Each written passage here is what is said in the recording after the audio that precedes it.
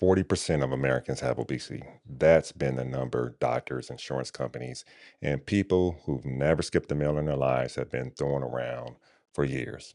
Well, Harvard blew that number up last year. See, I've been going down a bunch of rabbit holes lately, and I came across a Harvard and Mass General study published in JAMA Network Open in October of 2025. It looked at over 301,000 real Americans and applied a brand new definition of obesity. The result? 70%. 70. Congratulations, everyone. We're all in the same club now. There are refreshments in the back if you're looking for them. So let's talk about BMI for a second, because this whole story starts with how spectacularly bad it is at health measurement. BMI, or body mass index, is your weight divided by your height squared. That's it. That is the entire formula. It was invented in the 1830s by a Belgian mathematician named Adolphe Quetelet.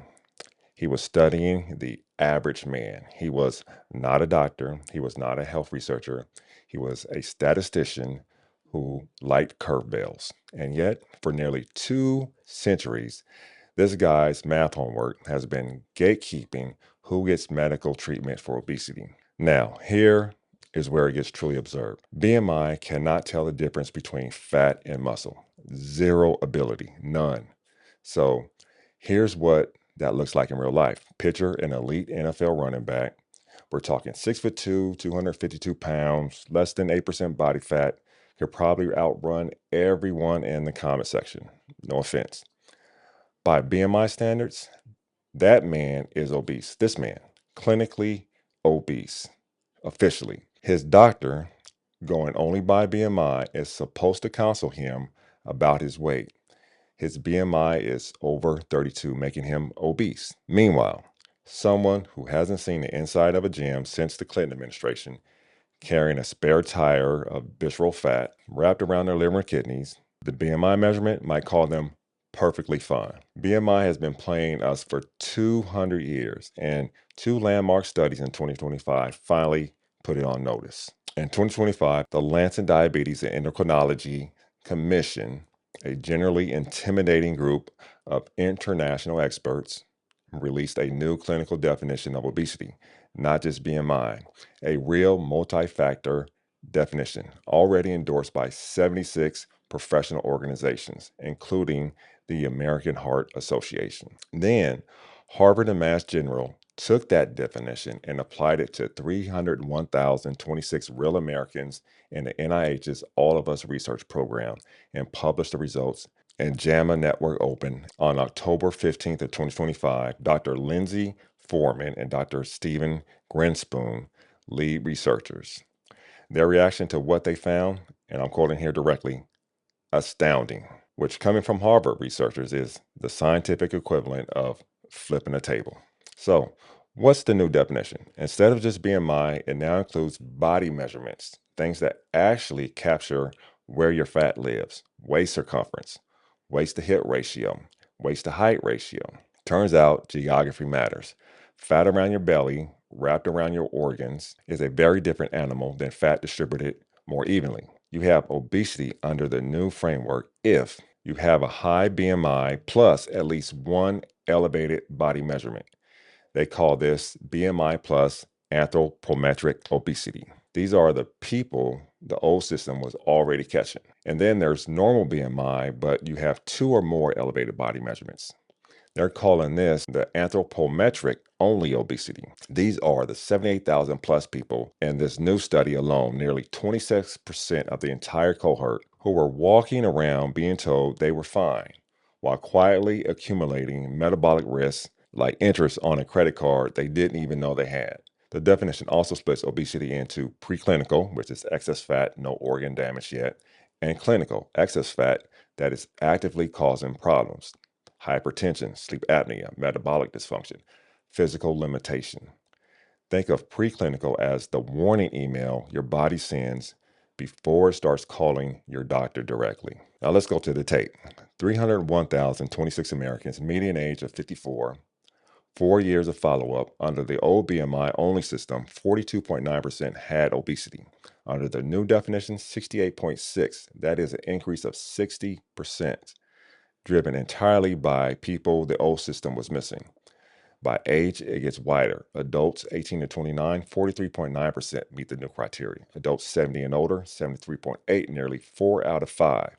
I don't know what's more alarming, that number or that we were completely fine calling these people healthy before.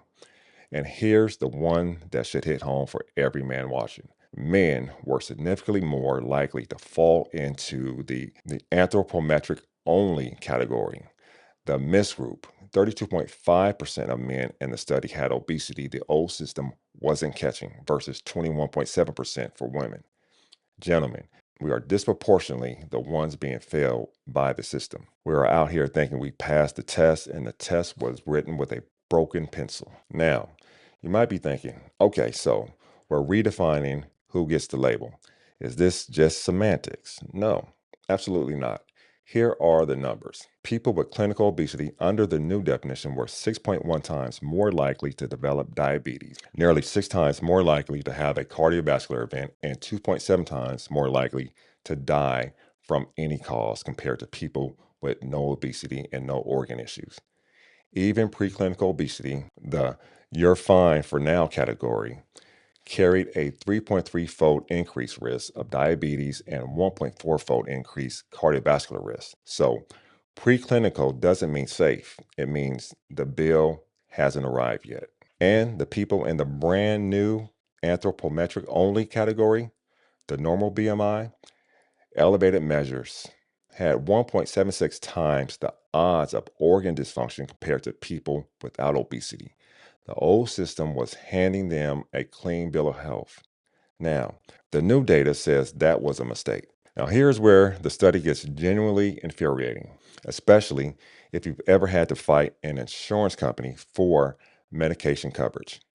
I know some of you have.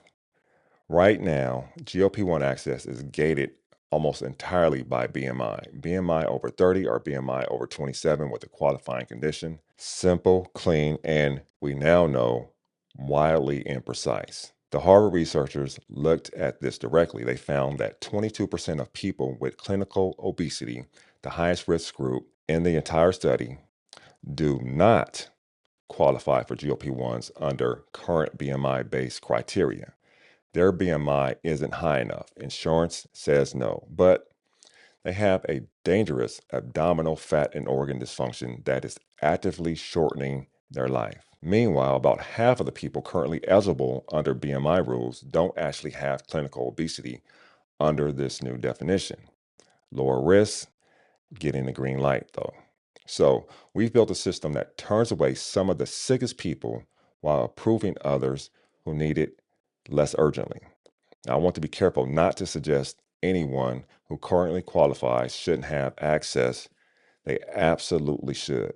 But the criteria are clearly broken, and the people left out are real. Look, none of this is to make anyone feel worse about their body or their health journey. You know, I don't do that. But there's something deeply validating in this data for those of you who knew something was wrong, who felt it, who had the labs to show it, but got handed a normal BMI and a pat on the head. The most common signs of clinical obesity in this new study, by the way, hypertension, sleep apnea, physical limitation. That is not an abstract list for a lot of people watching this channel. The Belgian statistician from 1830 had a good run.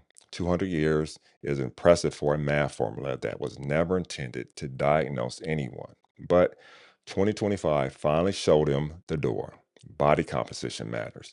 Where you carry your fat matters. And now, thanks to 301,000 people and 2 landmark publications last year, we have the receipts. You can find the study linked in the comments. I'm RMZ. This is the Weekly Shot. If this hit home, share with somebody who needs it, especially the guy in your life who's been told his weight is fine and he knows it isn't. He might just have gotten some vindication.